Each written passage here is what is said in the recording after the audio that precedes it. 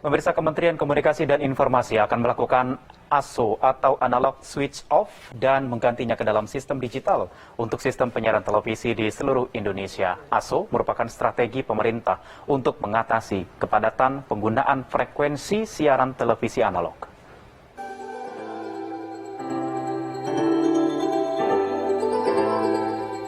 Kemenkominfo akan melakukan ASO atau Analog Switch Off dan menggantinya ke dalam sistem digital untuk sistem penyiaran televisi di seluruh Indonesia. Pelaksanaan ASO akan berlangsung 3 tahap.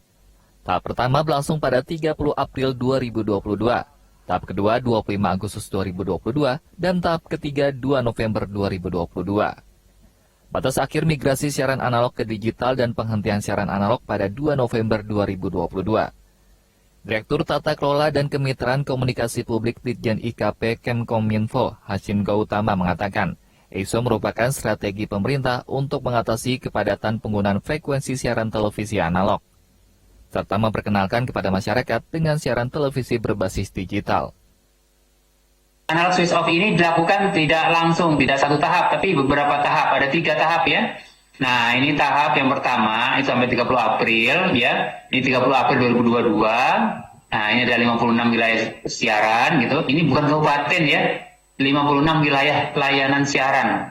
Nah, ini wilayah siaran ini beda-beda, ya. Ininya batas-batasnya dengan kabupaten kota secara administratif, ya.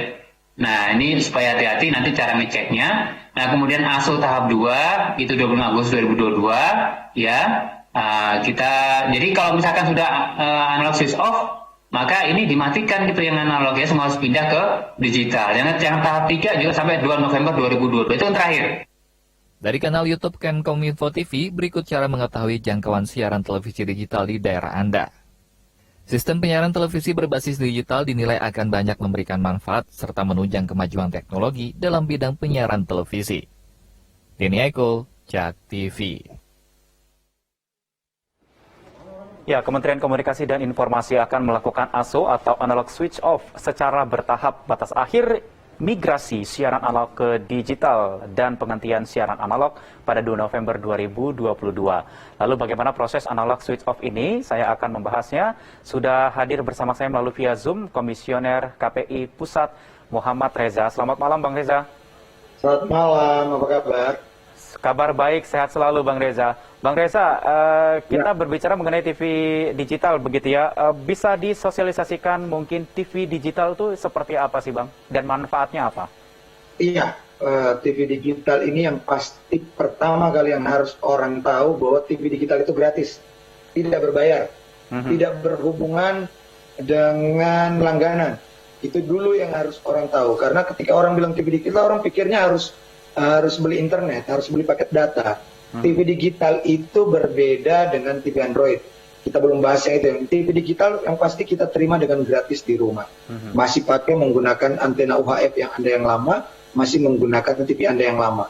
Tapi kalau misalnya Anda mau melengkapinya, atau misalnya di TV Anda sudah ada TV seri terbaru yang sudah ada digital ready, Anda tinggal scan. Tapi kalau tidak, ya Anda butuh set-top box.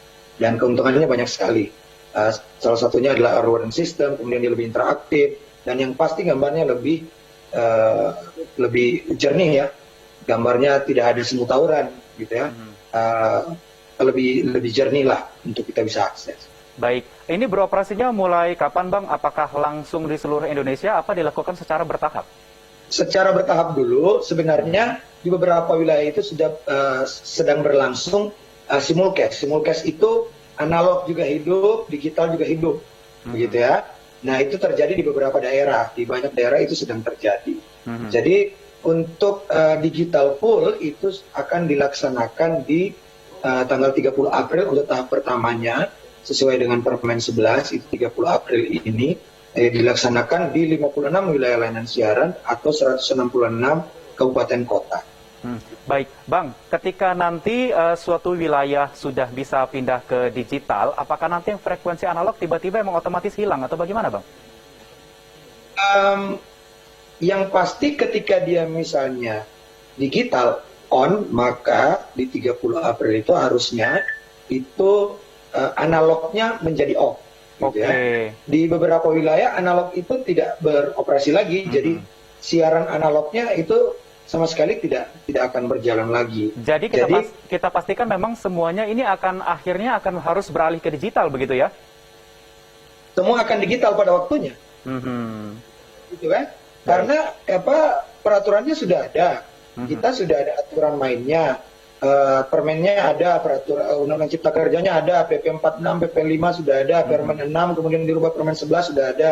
Sosialisasi bersama lembaga penyiaran.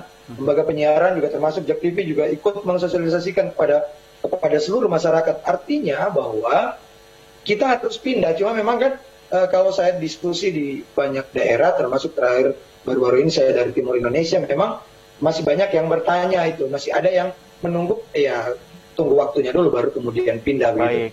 Nah, ya kita berharap sebenarnya mereka sudah menyiapkan dari sekarang untuk kemudian untuk pindah begitu. Di beberapa wilayah sebenarnya mereka tidak tahu kalau digitalnya udah ready. Baru kemarin misalnya saya dikunjungi dari Pemda Manggarai Barat, itu dari Labuan Bajo, ibu kotanya Labuan Bajo. Datang kemudian bertanya tentang TV digital di sini. Mereka tidak tahu ternyata setelah saya tanyakan ke TVRI, itu di Manggarai Barat, di Labuan Bajo itu sudah full digital, bukan lagi simulcast, memang full digital. Jadi mereka sebenarnya tinggal melengkapi saja dengan set-top box atau mengakses saja digital TV-nya, sudah siap digitalnya. Gitu. Baik. Sempat tarik ulur untuk perpindahan ke digital sampai dengan saat ini, apa yang menjadi kendala di lapangan, Bang? Saya kurang tahu ya, tarik ulur kemarin sebenarnya sih ada pertimbangan, salah satunya terkait set-top box untuk warga yang kurang mampu. Baik. Nah, itu kan berupaya agar subsidi ya? Kritikan sebelum tahap satunya kan sebenarnya ini Agustus, ya Agustus tahun kemarin. Cuma karena ada kritikan terkait set-top box, harusnya disampaikan, dan ini saya juga sering menyampaikan kepada Kementerian Kominfo dan juga teman-teman lembaga penyiaran. Sekarang kan teman-teman lembaga penyiaran yang bertanggung jawab mendelivery atau mengantarkan set-top box itu kepada masyarakat yang kurang mampu. Nah, kami bermohon ini di beberapa waktu, beberapa hari, tinggal 3 hari ya. Ini harusnya di 56 wilayah ini sudah diluruskan dengan baik. Ada yang menggunakan pos, ada yang di Bengkulu kemudian diantarkan langsung, ada yang bekerja sama dengan anak-anak SMEA juga, dan banyak hal yang ditempuh oleh lembaga penyiaran agar kemudian set-top box itu bisa diantarkan kepada warga yang tidak mampu. Baik, baik. Nanti kita akan lanjutkan perbincangan kita, Bang Reza, usai jeda yang satu ini. Tetaplah bersama kami di Newsroom Malam.